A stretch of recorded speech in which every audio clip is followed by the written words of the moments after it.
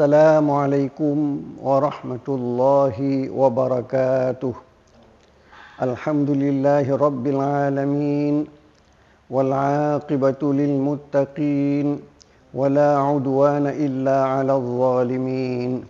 Ashhadu an la ilaha illallah rabbul alamin.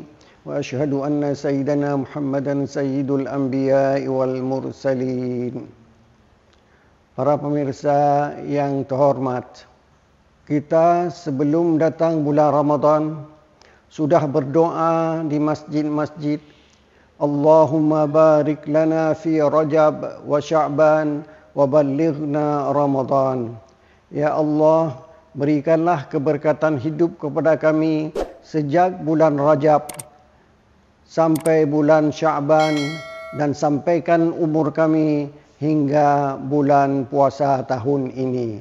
Alhamdulillah, Allah telah mengabulkan doa kita dan kita telah hidup di bulan Ramadan tahun ini.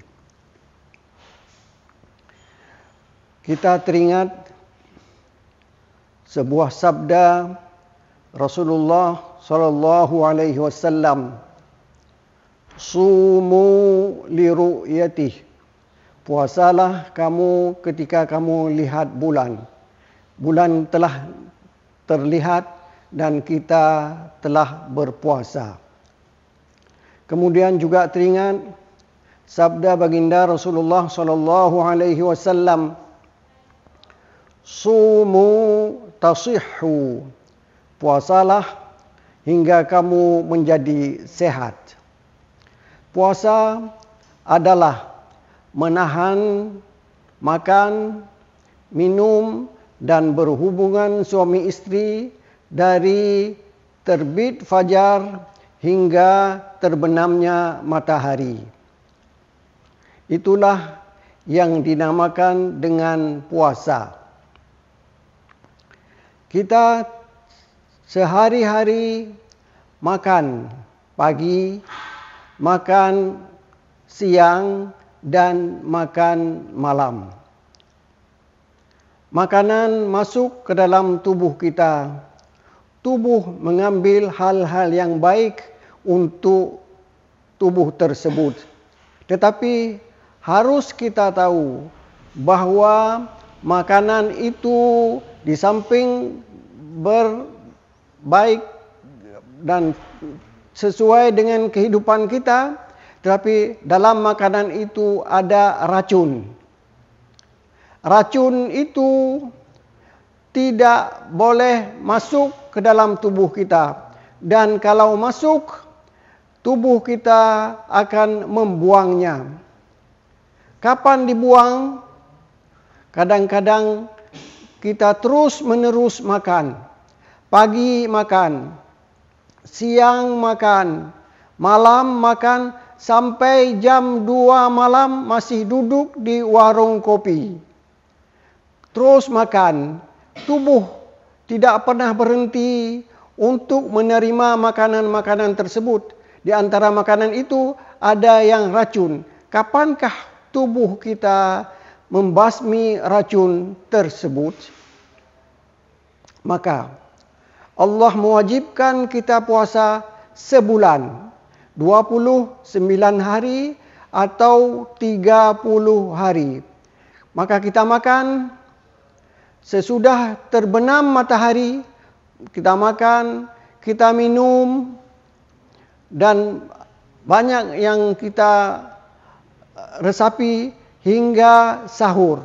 Sesudah sahur, kita berhenti makan.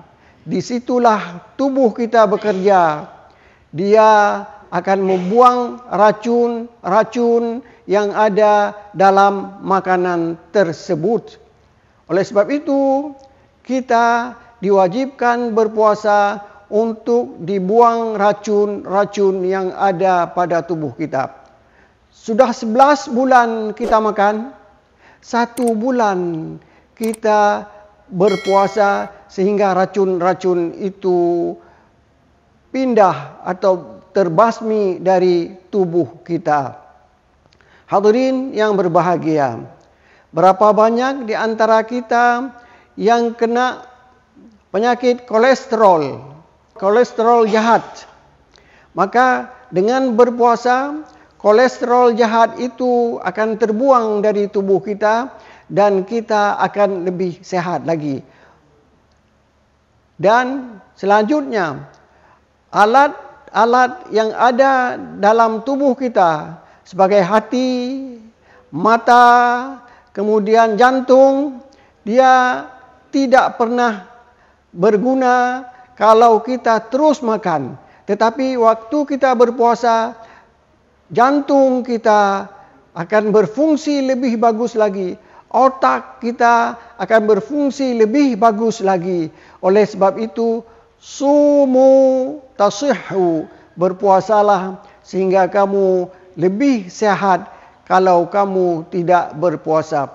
Wa antasumu khairul lakum, bahwa kamu berpuasa, kebaikan puasa itu untuk kamu, bukan untuk orang lain. Hadirin berbahagia, perlu juga kita ingatkan, tubuh kita ini perlu kepada air.